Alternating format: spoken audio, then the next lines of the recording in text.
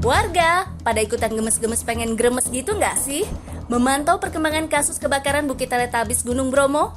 Yah, siapa yang nggak jengkel kalau lihat kawasan Taman Nasional Bromo Tengger Semeru seluas 50 hektar lebih sekarang rusak parah hitam legam.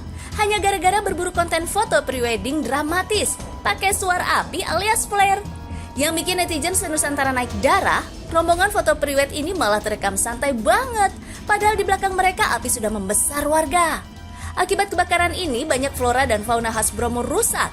Mulai dari bunga edelweiss, anggrek tosari, dan rumput malelo sampai kawanan lutung Jawa dan elang Jawa yang ikutan musnah.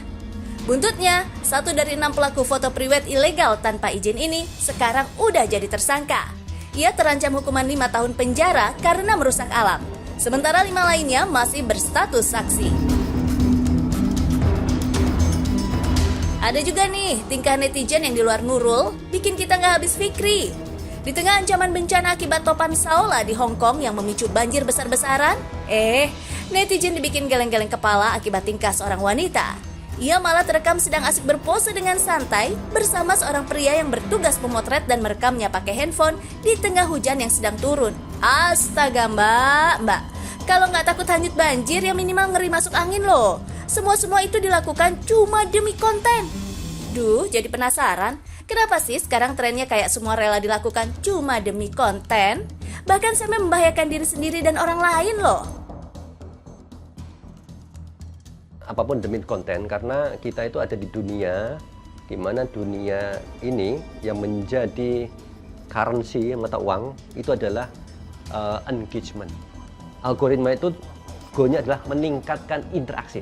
Ya, orang berlomba-lomba untuk muncul, mendapatkan view, like, subscribe, komen yang banyak. Mereka belajar akhirnya konten apa yang menarik, konten yang lucu, ya, konten yang aneh sekali, konten yang kontroversial. Kalau punya kualitas suara bagus, dia nyanyi, kualitasnya bagus. Tapi kalau nggak punya, pokoknya aneh-aneh. Memang segera yang aneh-aneh itu jadi menimbulkan kontroversi. Akhirnya dicarilah kontroversi, karena hal yang kontroversial itu meningkatkan engagement yang sangat tinggi. Itu yang diketahui. Nah, ngonten sih boleh-boleh aja.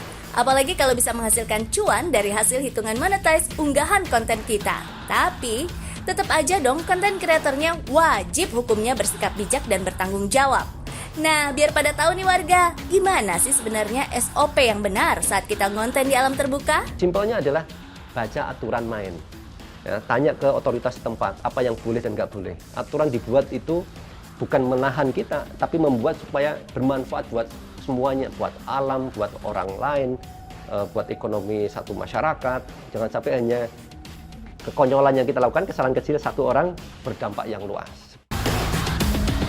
Nah, kalau gini kan kita jadi tahu ya warga, biar kita bisa jadi netizen yang cerdas dan tidak merugikan orang lain. Makanya, warga harus tahu.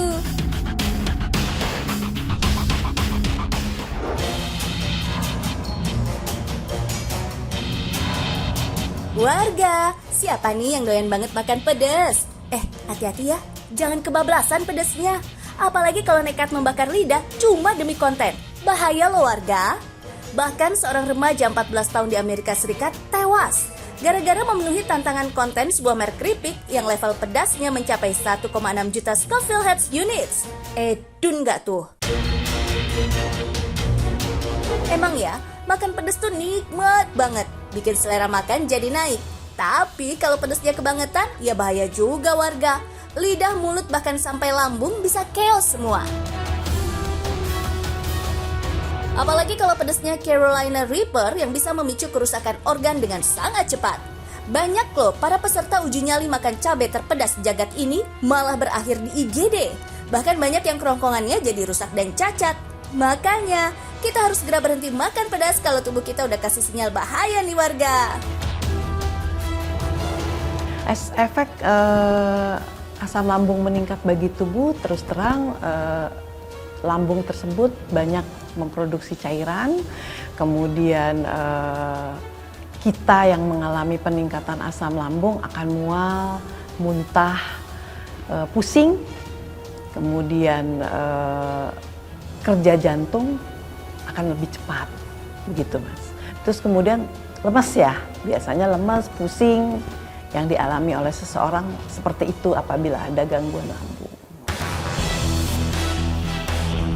Emang sih warga, semua yang berlebihan tuh nggak bagus. Padahal kalau makan cabenya wajar mah, dampaknya juga bagus buat tubuh.